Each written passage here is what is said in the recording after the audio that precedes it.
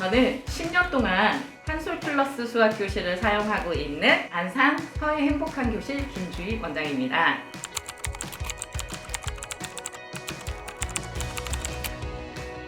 제가 10년 동안 한솔 플러스 수학을 사용하는 이유가 있겠죠. 아이들별로 수준별 맞춤 학습을 시키기에 너무 좋기 때문입니다. 그게 바로 한솔 플러스 수학의 장점이라고 생각해요.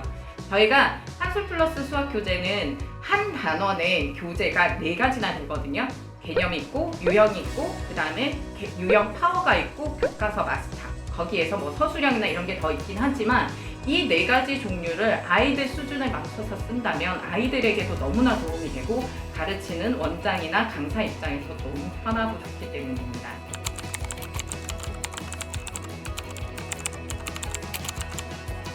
수준별로 맞춤 학습을 할 수 있다 보니까 정말 잘하는 아이들한테는 심화 문제까지 다 적용시켜 줄 수 있고, 그리고 개념을 잡기 너무 힘든 아이들은 그 개념책이나 계산력 책을 반복적으로 시키기도 하거든요.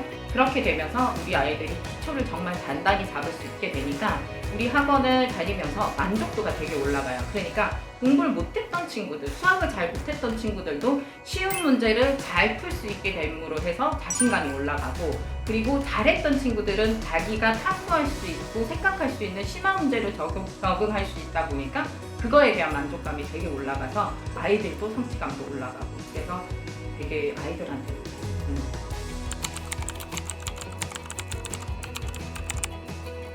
우선 그렇게 되려면은 아이를 정말 정확하게 파악할 수 있어야 되거든요. 그래서 아이들이 처음 왔을 때 학력 진단 테스트를 보잖아요. 그걸 보고 일주일간 계속 여러 가지 문제를 던져주면서 그 아이의 문제점이 뭔지 파악하는 게 진짜 중요해요.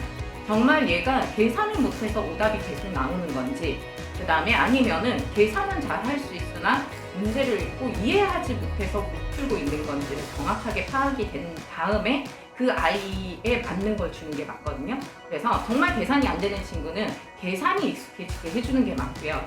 그 다음에 계산은 잘 되지만 문장제 문제를 읽고 이해하지 못한다면 그걸 스스로 읽게끔 계속 도와주는 게 중요해요. 그래서 아이가 입회했을 때 첫 일주일 동안은 될 수 있으면 제가 계속 수업을 해요. 그렇게 해서 이제 그 아이의 문제점을 정확하게 파악한 다음 수준에 맞춰서 주게 되는 거예요. 그렇게 되면 그런 것들이 다 보완이 돼요. 초등부는 저학년과 고학년으로 나눠서 하거든요. 그래서 초등 저학년 같은 경우에는 일단 계산이 잘 될 수 있게 계산에 중점을 두고요. 그리고 좀 재미있게 적응할 수 있게 패턴 블럭이나 그 다음에 칠교놀이, 딱지나무 이런 거를 중간중간에 한 번씩 넣어줘요. 그러면 아이들이 재미도 느끼면서 잘 적응할 수 있게 되더라고요. 그래서 저학년 같은 경우에는 맞춤 학습지도 레벨을 크게 올리지 않아요.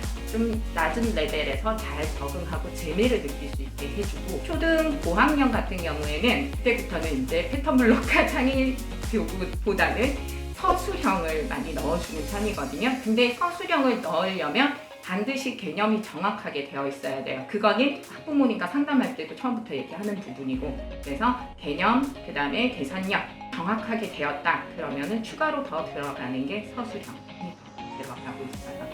중등 같은 경우에는 사실 중등은 처음에 제가 이 한솔 플러스와 만나고 할 때는 중등도 초등처럼 개념을 정확하게 잡아야 돼서 선행을 나갈 수 없다라고 생각을 했었거든요.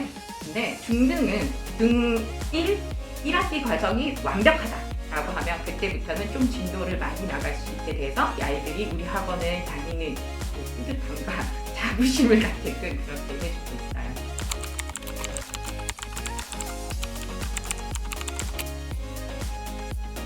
네, 제가 이렇게 말씀을 드리니까 도대체 수업 때 어떻게 하고 있나 이제 궁금하시잖아요. 저는 이제 초등 같은 경우에는 진도표를 하나 만들어 놓은 게 있거든요. 1학년부터 6학년까지 쫙. 그거를 이제 제가 나중에 수업 때 한번 보여드릴게요. 아이들 바인더에 다 붙어 있거든요. 그 바인더 앞에 붙어 있는 걸 보고 이 아이가 어느 진도를 나가고 있어서 계산력은 뭐가 들어가야 되는지 정리가 되어 있는 거. 그 다음에 중등도 마찬가지예요. 한번 공개해드리도록 하겠습니다.